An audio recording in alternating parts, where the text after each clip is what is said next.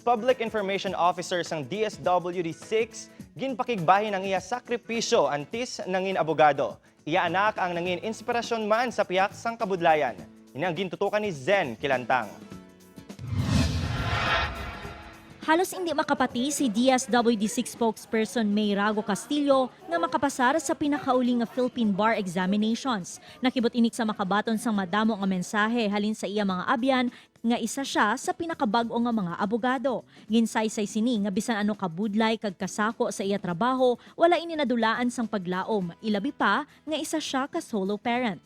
Sa edad nga 42 anyos na pamatud-an sini nga hindi upang ang edad agud magbalik sa eskwelahan. Sunod sa iya nangin motibasyon sini nga mag-law school ang problema sa iya pamilya.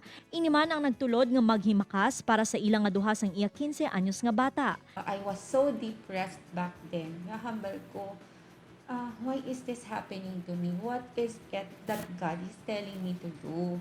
So hambal ko, dali lang, i-channel ko biyang ako niya pain into something which is worthwhile, no? Kaga into gain, from pain to gain, hambal ko na. So, ma-enroll ako sa law school. Yun ba nga muyuan ko mali. Tuman ang pagpasalamat sini sa iya pamilya kag sa DSWD-6 sa suporta nga ginhatag sa iya tubtob na labot ang kadalagan. Kinanglan pangabudlay gid on Mayo. As to my son, he is already 15. Kag kanami saya, he's responsible actually. He was the one nga nagainit sang tubig sa akon while I was reviewing. Nagaduho sa akon sa food because we had to isolate. No? And my family, they were very supportive.